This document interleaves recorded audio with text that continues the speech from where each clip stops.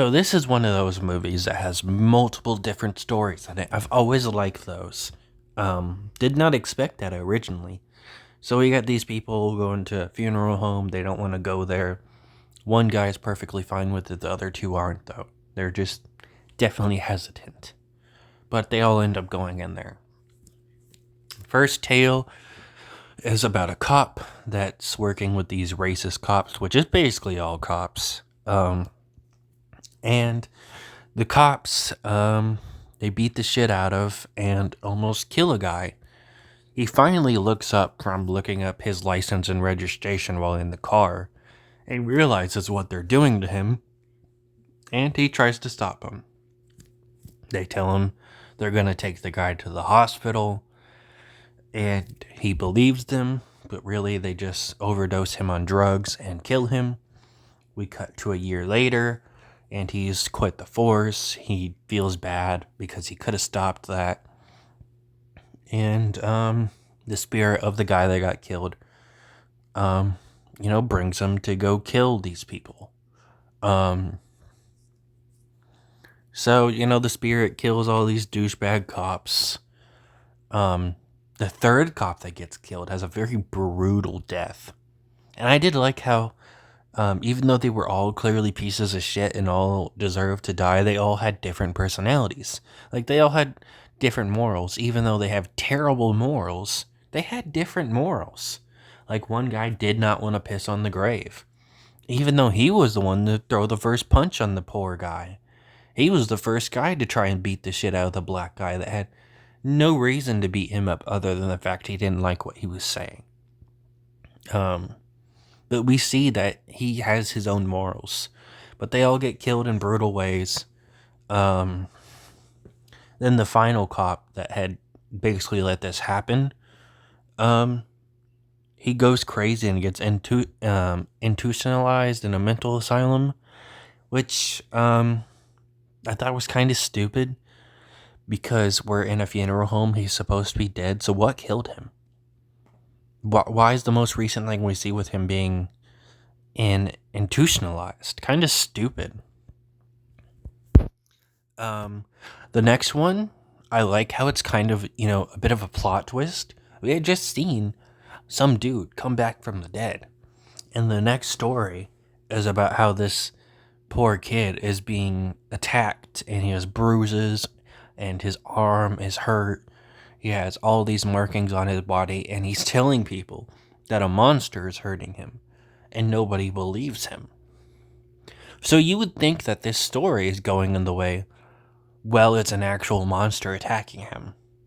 But no, it's just how he sees his abusive stepdad. His stepdad isn't an actual monster, maybe morally and as a person. But in reality, he's not like a monster with fangs and shit.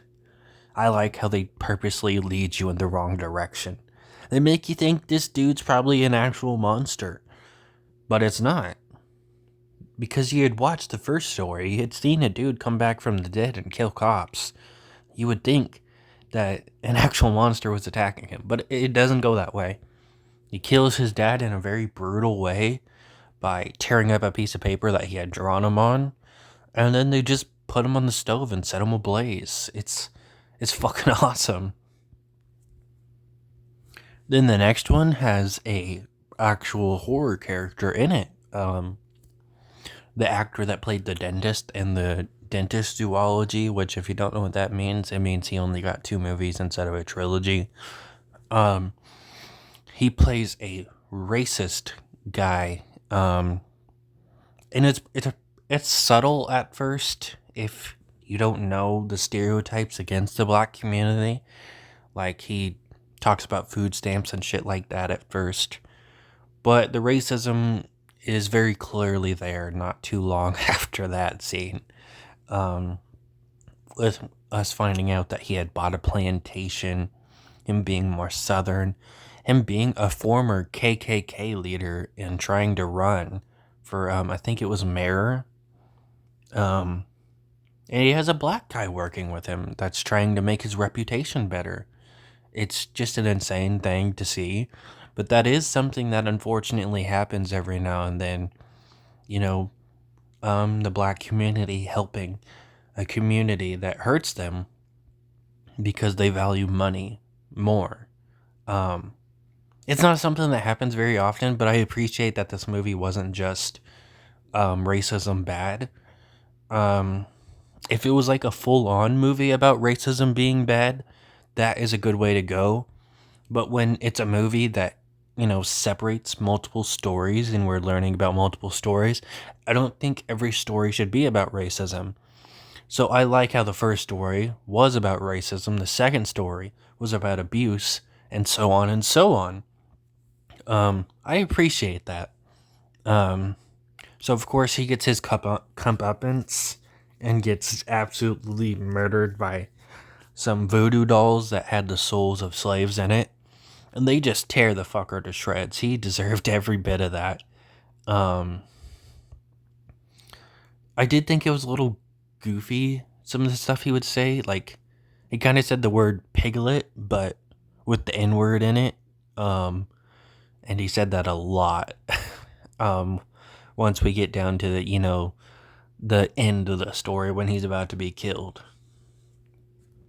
And it said that there was supposed to be people coming to come see him. Like, I don't remember who it was. I think it was his wife and a driver or something. But they never show up. Not even to just, like, be too late and see his dead body. I thought that was a little weird.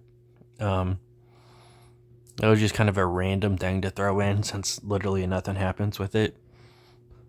Um, the final story is about this guy, this gangster that kills people. It's definitely one of the most uncomfortable ones. We got this guy that's a Nazi and says the N word and talks about how um, he wants certain black people to live as slaves along him, but everybody else is going to be exterminated. Of course, he's insulted by that because he's black, so he punches the guy. But in a creepy scene, he asked him, "Hey, what were the color of the people he killed?" And we know it was black people that he killed. That was like one of the main people he killed. We do see more of his victims later, and some of them were white, but that was some of the main people he was killing. Regardless if that was his intent or not, him being a black person killing black people, he's killing black people. Um, he ends up getting his comeuppance. It's more of a confusing one. I don't know exactly what they were going for. Um, but I know that it did have a positive impact. The directors had talked about how they've had real gangsters come up to them and realize what they were doing was wrong and stopped being gangsters. But the biggest part of this one is definitely the reveal that the three people that the main guy has been walking around in his funeral home have been dead this whole time.